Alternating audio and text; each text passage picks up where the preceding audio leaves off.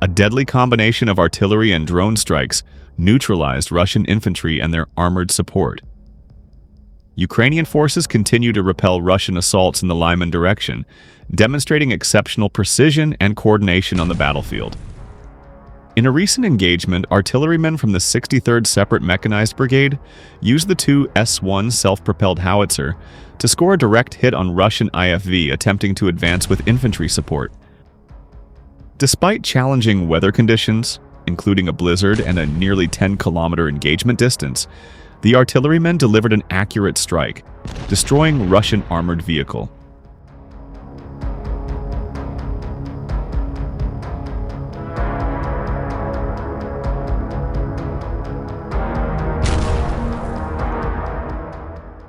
The unit published footage of the operation, showcasing their effectiveness against enemy forces.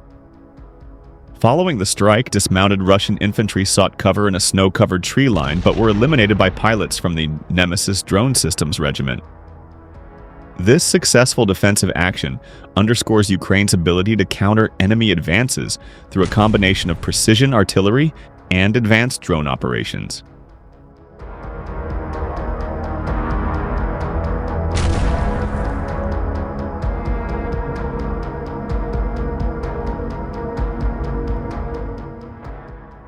Meanwhile, North Korean troops are back in action in western Russia's Kursk Oblast, attacking on foot with fresh tactics and targeting Ukrainian vehicles with their unique Bulsa-4 mobile missile launchers. The military contingent of the Korean People's Army has returned to the operational zone, the Ukrainian Center for Defense Strategies reported. Where before the North Koreans mostly attacked on foot in companies, 100 or 200 troops, they're now launching assaults in platoon groups of 50, according to CDS. The smaller assault groups may help the North Koreans avoid detection by Ukrainian drones and could mitigate mass casualties in the event the Ukrainians do detect them.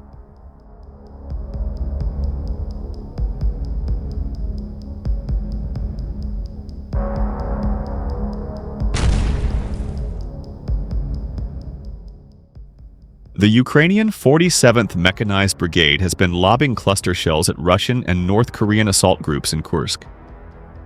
Each shell scatters as many as 88 grenade-sized submunitions and can kill and maim infantry across a wide area. Cluster shells have defeated several North Korean attacks in Kursk, including one of the first in December.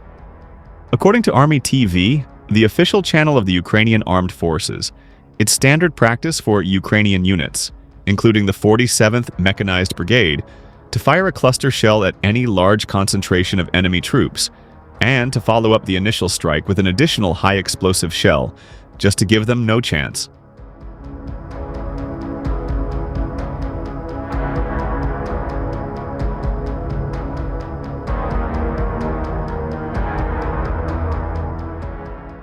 Alongside Ukraine's ever-present first-person view drones, the cluster munitions are among the main drivers of North Korean casualties. Pyongyang's 12,000-person 11th Army Corps reportedly lost a third of its troops killed or wounded before temporarily retreating in late January or early February. It's unclear whether Pyongyang sent additional infantry to make good the 11th Army Corps' losses. It is clear that the North Korean regime is supporting a significant arsenal of artillery and missile systems in western Russia and eastern Ukraine.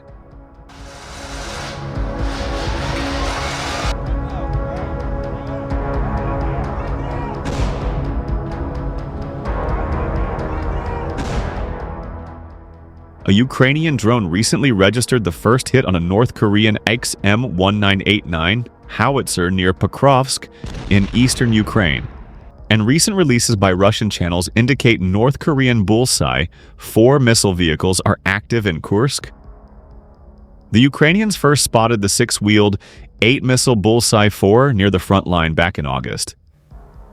They blew up their first Bullseye-4 4 months later. The surviving missile vehicles fired back, recently striking a possible Ukrainian fighting position as well as a Ukrainian armored vehicle. Any successful Bullseye-4 strikes would only slightly even the loss rate in Kursk.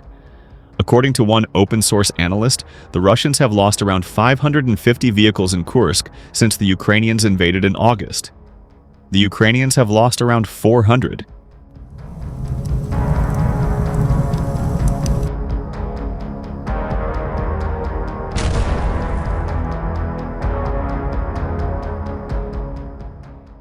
Not only that, the Russian command sent assaultmen to the positions of the Ukrainian military in Zaporizhia.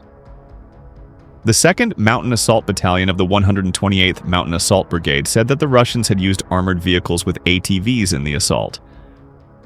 In particular, the Russians sent BMD-4 airborne assault vehicles, which are usually used by airborne troops. To destroy these forces, the Ukrainian military used artillery and attack drones. The enemy decided to test how far they could drive a BMD-4 and ATVs. It turned out not very far. They received an unwanted upgrade from our artillery and drones, the military said. The attack took place near the village of Piatakotki in the Zaporizhia region.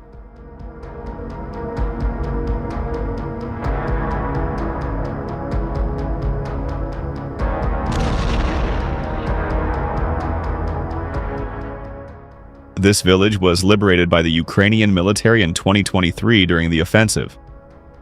Recently, Ivan Fedorov, head of the Zaporizhia Regional Military Administration, said that there was a threat of an offensive in one direction, remote from Zaporizhia.